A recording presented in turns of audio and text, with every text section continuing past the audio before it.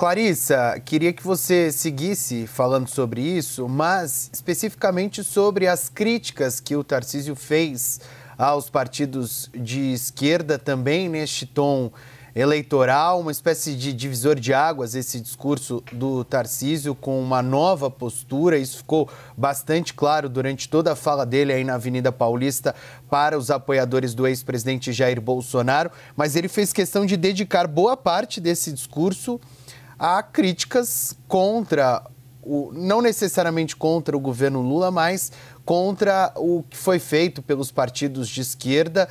Ele, em determinado momento, por exemplo, relembrou a anistia que foi concedida a políticos de esquerda, isso durante a ditadura militar, é bem verdade, e é sempre importante relembrar que foi uma anistia aos perseguidos pela ditadura militar aqui no país, mas dedicou parte desse discurso a fazer críticas aos partidos de esquerda também nessa postura, pensando nas eleições do ano que vem, Clarissa. Não, e o paralelo, a simbologia é muito forte, né, Pedro? Porque além de lembrar que o PT foi fundado por figuras, em grande parte ali, que participaram da campanha de anistia ali aos crimes cometidos durante a ditadura, Tarcísio de Freitas também faz uma referência ali a um ditador, uma referência ali muito evidente a Alexandre de Moraes. Então, o que ele coloca é que aqueles que estão pedindo anistia atualmente, que seriam beneficiados por uma anistia atualmente, fariam ali um paralelo com aqueles que foram anistiados lá atrás durante a ditadura. Então, imprime aí essa ideia de que o Brasil está hoje vivendo uma ditadura da toga, é um termo que costuma ser muito repetido dentro desse bolsonarismo mais tensionado, mais alinhado àquele grupo mais raiz, o tal do bolsonarismo raiz, muito vinculado ao ex-presidente Jair Bolsonaro e à sua família.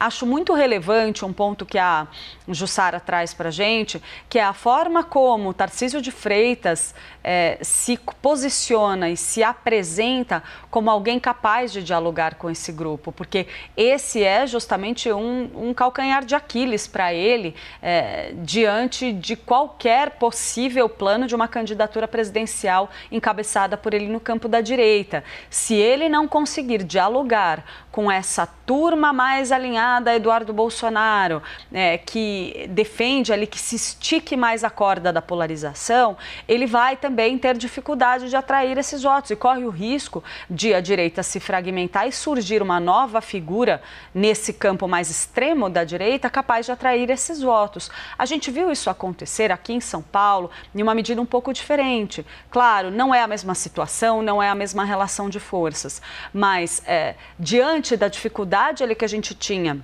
num primeiro momento, do prefeito de São Paulo, Ricardo Nunes, criar identidade com esse campo do bolsonarismo mais extremo, surgiu uma figura como a de Pablo Marçal, que conseguiu atrair uma quantidade muito expressiva de votos contra a articulação da família Bolsonaro, contrariando o próprio Jair Bolsonaro, conseguiu abocanhar parte muito significativa dos votos que seriam, em tese, de um candidato de Bolsonaro na eleição pela Prefeitura de São Paulo. Então, esse é um movimento para o qual a direita está olhando neste momento.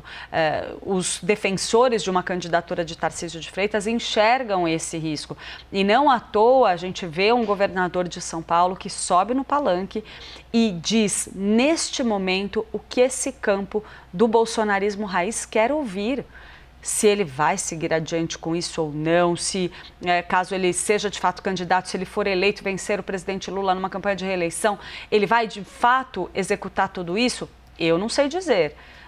Acredito que mesmo muitos líderes da direita não sabem dizer se isso vai ser levado adiante, mas que hoje ele faz um discurso que soa como música aos ouvidos deste eleitor, isso ele o faz. E tem, sim, surge com grande potencial de reter esses votos, dependendo aí apenas de um endosso público formal do ex-presidente Jair Bolsonaro. Lembrando, ainda tem gente dentro do grupo de apoio mais próximo de Bolsonaro que defende outra alternativa, que acha que Bolsonaro deveria, por exemplo, quem sabe até lançar Michele Bolsonaro, ou outra figura que se identifique mais com esse grupo político.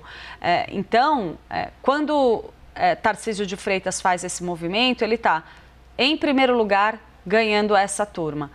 Depois vai precisar abrir o leque, atrair também o centro, apresentar ali uma proposta eleitoral que dialogue também com outros setores. Isso vai ser necessário.